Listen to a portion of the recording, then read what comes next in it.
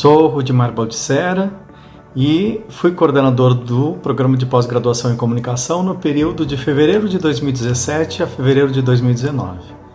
Comigo, na comissão coordenadora, estava a professora Nízia Martins do Rosário, que foi coordenadora substituta na época, as professoras Márcia Benetti e Miriam Rossini, e na secretaria do PPG-Com estava a técnica administrativa Lúcia Loss.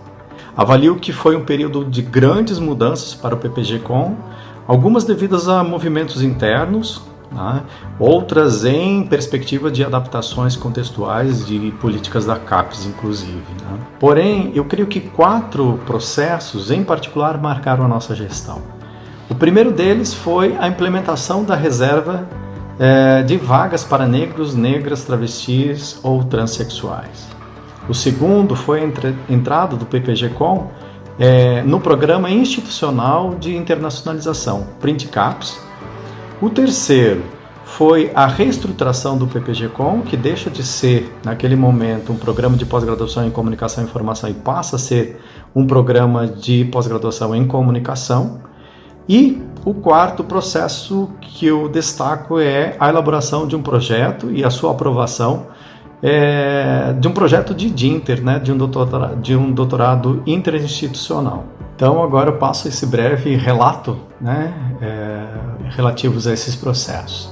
O primeiro foi a reserva de vagas, né, e para essa discussão de reserva de vagas, a gestão coordenadora anterior definiu uma comissão específica que realizou análise dos processos, do que ocorria na URGS e em outros programas de pós-graduação de outras universidades brasileiras. Esse estudo teve continuidade na nossa gestão e após aprovarmos a proposta no Conselho do PPG-Com, ainda no edital de 2017 para a entrada de 2018, implementamos a reserva de vagas para candidatos e candidatas autodeclarados negros, negras, travestis ou transexuais.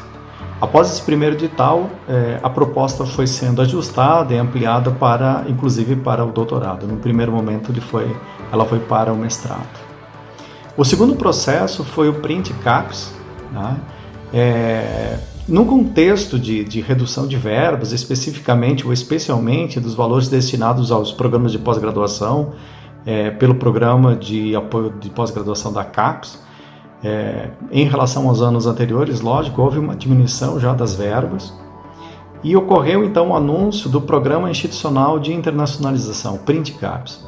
A participação nesse programa exigia um projeto institucional, então não se tratava de uma participação do programa isoladamente, mas sim da universidade. E ao qual então todos os programas de pós-graduação que tivessem interesse deveriam se vincular.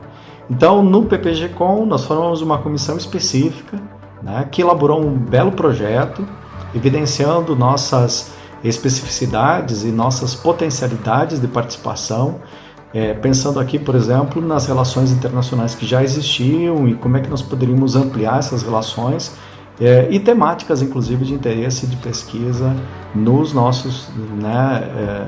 nosso programa, no âmbito do mestrado-doutorado, mas também das pesquisas dos professores. O terceiro processo que eu quero destacar é o projeto de doutorado interinstitucional, o DINTER. Durante nossa gestão, recebemos 3 propostas para a realização de DINTER e, após análises e várias tratativas, avaliamos que a proposta de DINTER com a Universidade Federal do Amazonas geraria mais impacto, considerando o fato, por exemplo, de existirem poucos programas de pós-graduação em comunicação na região norte.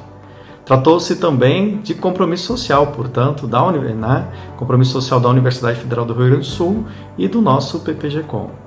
Assim, após a aprovação da proposta no Conselho do PPG, a comissão coordenadora, auxiliada por professores do programa, elaborou um projeto que tramitou nas 2 instituições e foi aprovado em final de 2018 e implementado em 2019 com a realização do processo seletivo.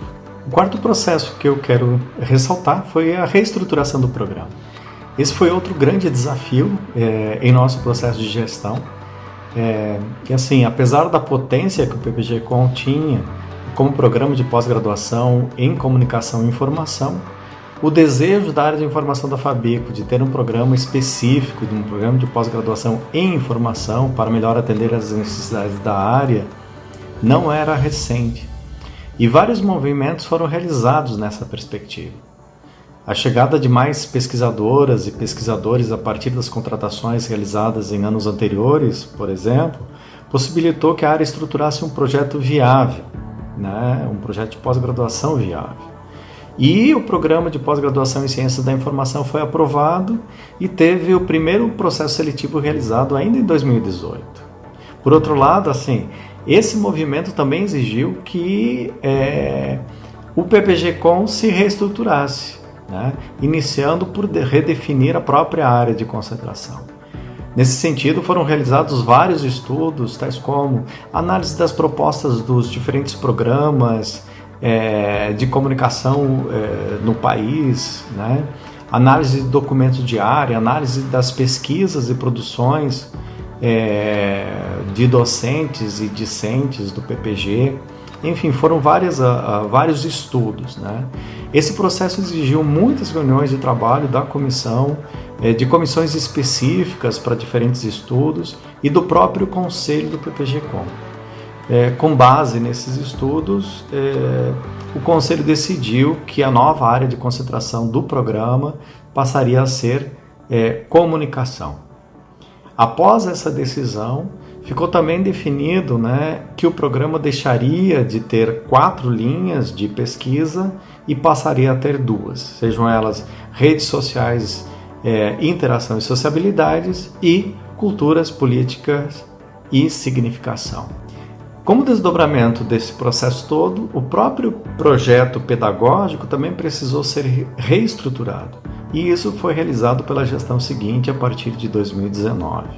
Então, todas essas ações, pela sua complexidade e especificidades, sempre tiveram como pressuposto a participação e o comprometimento coletivos, pois exigiam a tomada de decisão que afetaria, de uma forma ou de outra, o próprio programa. Então, afetaria a todo mundo, discentes, docentes, técnicos administrativos. Assim, considero que a nossa gestão se caracterizou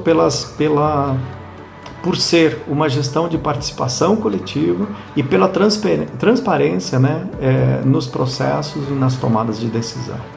Então, só posso agradecer a todos e todas que fizeram aquele processo de gestão ser possível.